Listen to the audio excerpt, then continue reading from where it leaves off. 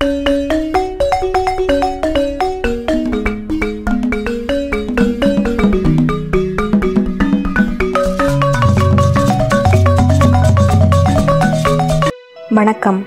வளையோசை சேனலுக்கு உங்களை அன்போடு வரவேற்கிறேன்.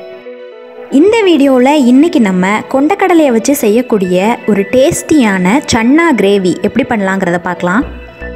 இந்த கிரேவி செய்கிறதுக்கு நான் இப்போது ஒரு 150 கிராம் கொண்டக்கடலையை நல்லா கழுவிட்டு 8 மணி நேரம் ஊற வச்சுருக்கேன்.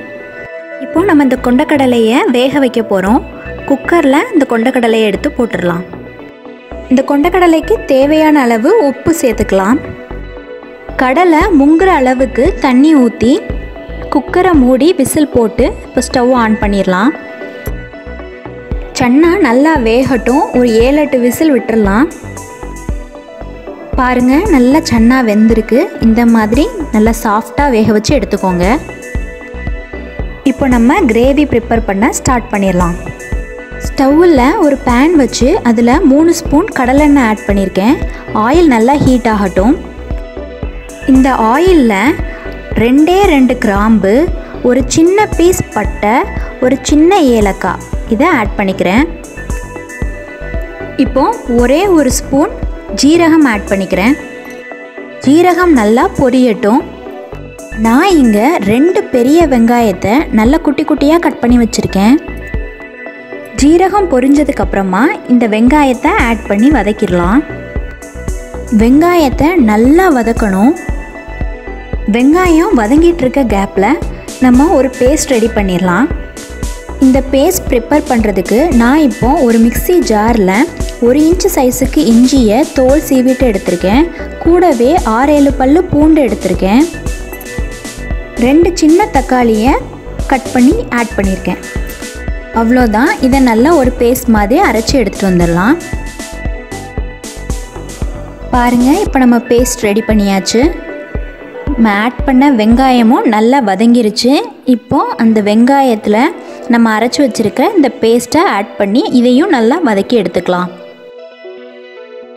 இஞ்சி, பூண்டு, தக்காளி இதோடைய பச்சை வாசனை போகிற வரைக்கும் நல்லா வதக்கி எடுத்துக்கோங்க. பாருங்கள், இப்போ நல்லா வதக்கி எடுத்தாச்சு. எண்ணெயெல்லாம் பிரிஞ்சு வருது. இந்த ஸ்டேஜில் நம்ம ஒவ்வொரு பொடி ஐட்டமையும் ஆட் பண்ணிடலாம். ஃபஸ்ட்டு 1/2 ஸ்பூன் மஞ்சள் தூள், 1 ஸ்பூன் மிளகாய் தூள், 2 ஸ்பூன் மல்லித்தூள். அவ்வளோதான். எல்லா பொடி ஐட்டம்ஸையும் ஆட் பண்ணியாச்சு. உங்களுக்கு தேவைன்னா நீங்கள் கரம் மசாலா கூட இது கூட ஆட் பண்ணணுன்னா ஆட் பண்ணிக்கோங்க. காரம் நம்ம ஏற்கனவே இஞ்சி பூண்டு சேர்த்துருக்கிறதுனால இஞ்சியில் உள்ள காரமும் இருக்கும். உங்களுக்கு காரம் இன்னும் அதிகமாக வேணும்னா மிளகாய் தூளோட அளவை கூட்டிக்கோங்க. இப்போது எல்லா பொடியையும் சேர்த்து நல்லா வதக்கி அதோடைய பச்சை வாசனை போய் எண்ணெய் பிரிஞ்சு வர்ற அளவுக்கு நல்லா வதக்கி விட்டுருங்க. இப்போ பாருங்கள், நல்ல கலர்ஃபுல்லாக எண்ணெய்லாம் பிரிஞ்சு வந்து சூப்பராக ரெடி ஆகிருக்கு நம்மளுடைய கிரேவி மசாலா. இந்த ஸ்டேஜில் நான் இப்போது ஒரு 2 ஸ்பூன் தயிர் ஆட் பண்ணுறேன். லைட்டாக ஒரு புளிப்பு சுவை இந்த கிரேவிக்கு இருந்தால் நல்லாயிருக்கும். அதனால தான் நான் ஆட் பண்ணுறேன். உங்களுக்கு வேண்டான்னா நீங்கள் ஸ்கிப் பண்ணிடுங்க. இப்போது நல்லா எண்ணெய் பிரிஞ்சு வர்ற அளவுக்கு நல்லா வதக்கிடுங்க. இப்போது நம்ம கிரேவிக்கு தேவையான அளவு தண்ணி சேர்த்துக்கலாம். கிரேவி நல்லா கொதிச்சு வரட்டும். இப்போ பாருங்கள், நம்ம கிரேவி நல்லா கொதிக்க ஆரம்பிச்சிருச்சு. எண்ணெய்லாம் மேலே பிரிஞ்சு வந்திருக்கு. இந்த ஸ்டேஜில் நம்ம ஏற்கனவே வேக வச்சு வச்சுருக்குறோம்ல கொண்டக்கடலை, அதை கொஞ்சம் ஸ்மாஷ் பண்ணி அதையும் இதோட ஆட் பண்ணிக்கலாம். இப்போது எல்லாத்தையும் சேர்த்து மிக்ஸ் பண்ணி நல்லா கொதிக்க விடுங்க. கொண்டக்கடலை ஏற்கனவே வேக வச்சுருக்கிறதுனால இது ரொம்ப நேரம் எடுக்காது. கொஞ்ச நேரம் கொதிச்சா போதும். எல்லாம் சேர்ந்து நல்லா திக்காக கொதித்து வர அளவுக்கு கொதிக்க வச்சா போதும். ஃபைனலாக கருவேப்பிலை, கொத்தமல்லி மேலே தூவி அடுப்பை ஆஃப் பண்ணிடுங்க. அவ்வளோதான்.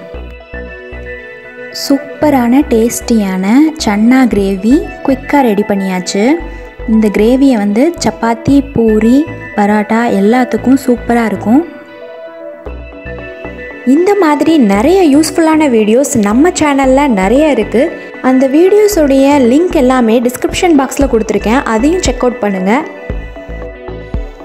இந்த வீடியோ உங்களுக்கு பிடிச்சிருந்துச்சுன்னா லைக் பண்ண மறந்துடாதீங்க. அப்படியே உங்கள் ஃப்ரெண்ட்ஸ் அண்ட் ஃபேமிலிக்கும் ஷேர் பண்ண மறந்துடாதீங்க. ரெகுலராக நம்ம சேனலில் வர வீடியோஸ் எல்லாத்தையுமே நீங்கள் மிஸ் பண்ணாமல் பார்க்கணுன்னா நம்ம சேனல் வலையோசையை மறக்காமல் சப்ஸ்கிரைப் பண்ணிடுங்க. அப்படியே பக்கத்தில் இருக்க பெல் ஐக்கானையும் ப்ரெஸ் பண்ணிடுங்க. பெல் ஐக்கானை ப்ரெஸ் பண்ணி ஆல்ங்கிற ஆப்ஷனை செட் பண்ணிடுங்க. அப்போ தான் நான் போடுற வீடியோஸ் எல்லாமே உங்களுக்கு நோட்டிஃபிகேஷனில் தவறாமல் வந்துடும். நன்றி.